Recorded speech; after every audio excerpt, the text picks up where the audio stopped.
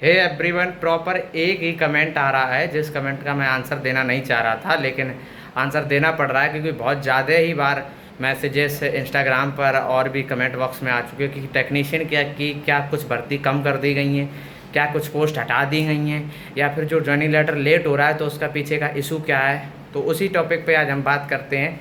लगभग आपके सब डाउट क्लियर हो जाएंगे अगर आप लास्ट तक वीडियो में बने रहेंगे।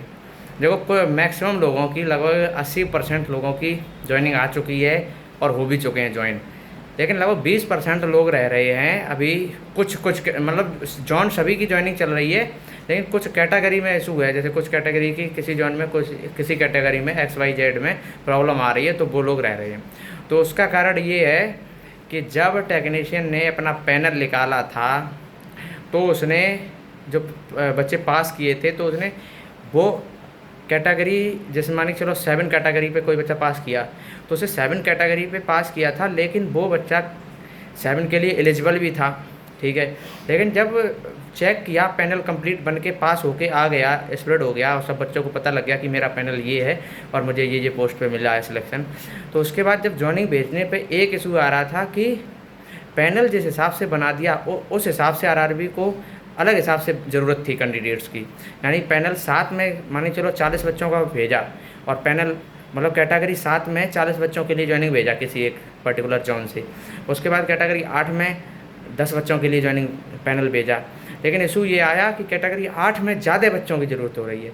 तो इसलिए फिर इन्होंने ज्वाइनिंग पैनल के हिसाब से ना दूसरे हिसाब से बांटना शुरू कर दिया, और इसके कारण बहुत ज़्यादा ज्वाइनिंग में प्रॉब्लम आ गई। आप इतनी बात थोड़ा थोड़ा समझ पा रहे होंगे कि जो जिसकी ITI में ट्रेड थी, जैसे जिसकी मैकेनिकल ट्रेड थी, तो उसे मैकेनिकल पोस्ट ना मिलके दूसरी पोस्ट मिल रही थी, और जिसकी इलेक्ट्रीशियन ट्रेड थी उसे इलेक्ट्रीशियन ट्रेड ना मिलकर दूसरी पोस्ट मिल रही थी अगर ये जल्दी कराती तो।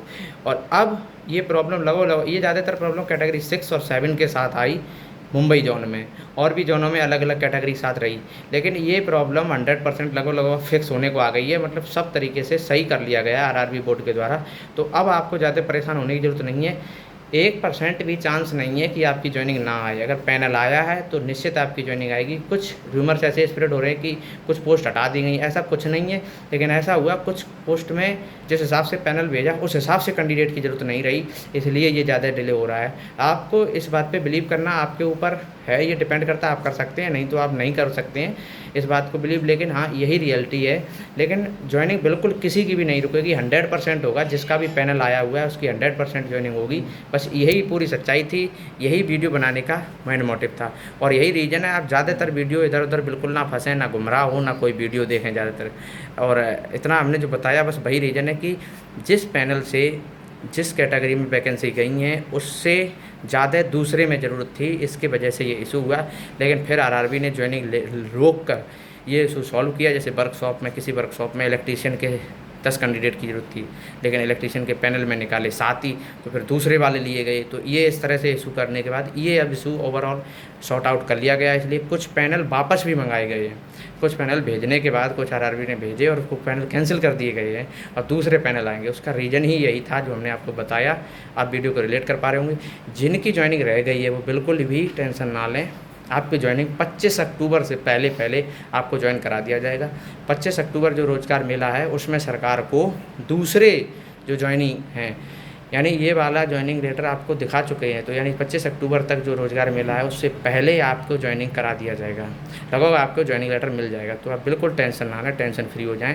आपको इसमें कोई टेंशन वाली बात ही नहीं है कि आपकी ज्वाइनिंग होगी। 1% चांस नहीं कि आपकी वैकेंसी कैंसिल हो।